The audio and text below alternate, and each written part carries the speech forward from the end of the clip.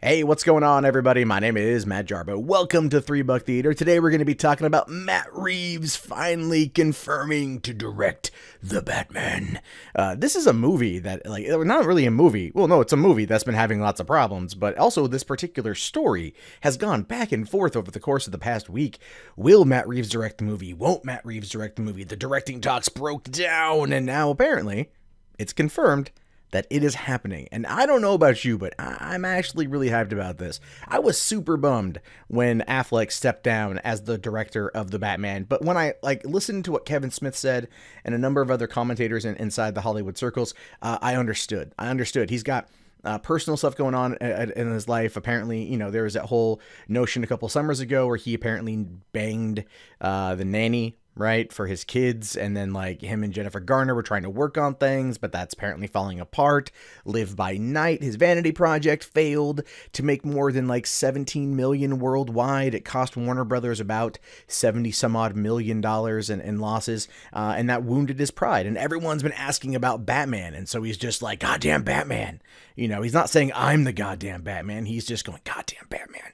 And it might be weighing on him a bit, which is why he wanted to just not have the role of directing the film and just being in it. So let's take a look at this here. All right, so it says here, you've heard by now that contrary to the original plans, Ben Affleck won't be directing The Batman. The actor who is still starring as a Caped Crusader in the upcoming follow-up to Batman v Superman: Dawn of Justice has officially been replaced by one Matt Reeves, late of Cloverfield and Let Me In. Well, not just Cloverfield and Let Me In. He also did Dawn of the Planet of the Apes, which was fucking awesome. Cloverfield is one of my favorite movies of all time. I love that goddamn thing. On my main channel, Mundane Matt, I've got a video about top 9 facts you may not know about Cloverfield. I recommend it.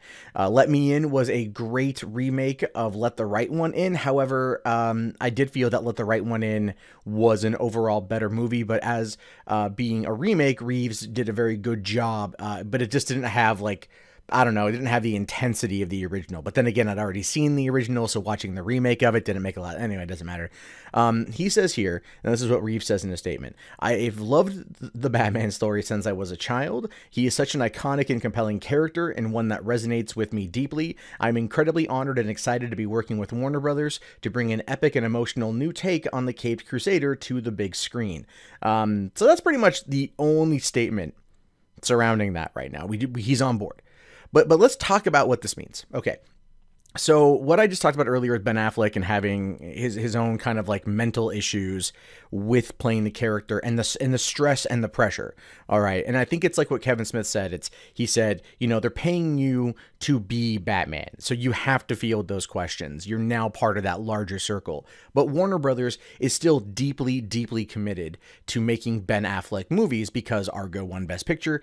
Even though Live by Night failed to connect, it was still a vanity project. They gave him the money. They said, do it. And I think that once things start rolling in terms of the Batman and how they want to go with it, I think Affleck will feel better. I know they're still working on the script. I know they're still pushing for a 2018 release. Matt Reeves is a very good director. He's a very stylized director. He'll be able to, I think, capture the dark, gritty nature of what they were maybe going for with Batman and Batman v Superman, and I'm pretty sure that would probably translate over to the Batman movie.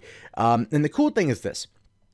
If this movie does well, then Affleck will probably direct the next one, right? Once the Justice League stuff is out of the way, once he feels more confident in the role, he'll probably come and direct the next movie, feeling that he's able to do it. That's probably what is going to happen. But Warner Brothers right now, you can tell, is very, very, very afraid of what's going to happen with Justice League going forward, with their DCEU. That's definitely an issue because we're coming up on almost a year since Batman v Superman, and the movie did fail to connect with audiences theatrically because the theatrical cut was shit, but the extended cut is awesome.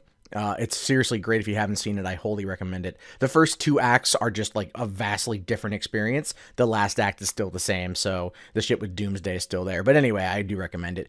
But also, with the Lego Batman movie that just came out, and that's still doing extremely well, that has high numbers with audiences and critics, and you can tell that Warner's wants to kind of keep down that path because that's been successful.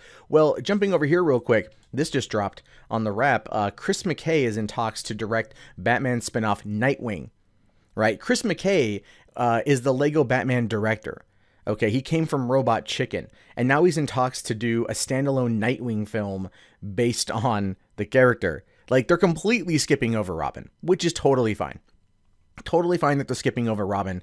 In Batman v Superman, we did see the Robin costume, up with ha ha ha, the joke's on you. So we know that the Joker has already fought Batman and fought Robin. And so basically what this tells us, because at the time, looking at the trailers for BVS and still seeing BVS, we never knew if Dick Grayson was alive or not. Like, that wasn't really talked about. And we were wondering if Carrie Kelly's character was going to make an appearance and take on the mantle of Robin.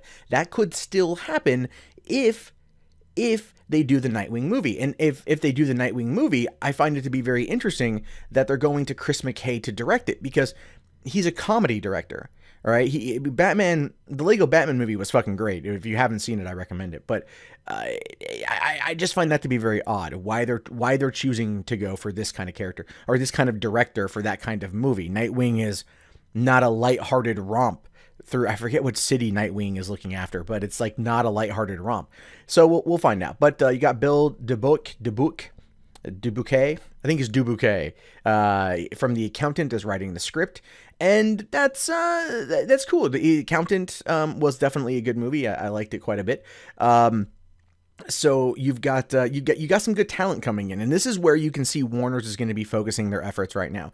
Aquaman is in the process of pre-production, so that's definitely coming. The Flash is still having tons of problems. They're probably going to put that on the back burner. Same with Cyborg, and they're going to focus on Batman for right now. And the reason why is because Batman is a proven fucking success time and time again. People just resonate with Batman. So seeing Matt Reeves take over the role of the Batman director and Chris McKay and talks to direct Nightwing, you can see what's going to happen, considering the fact they're also got David Ayer with Gotham City Sirens that's going to be making his movie. So we know they're going to be focusing quite a bit on Gotham, I think, to lay the foundation for kind of the DCEU right now, and then expand upon that, because definitely Suicide Squad 2 is probably going to deal a lot with, I'm gonna call it now, they're gonna go to Gotham and fucking DC in the Suicide Squad 2.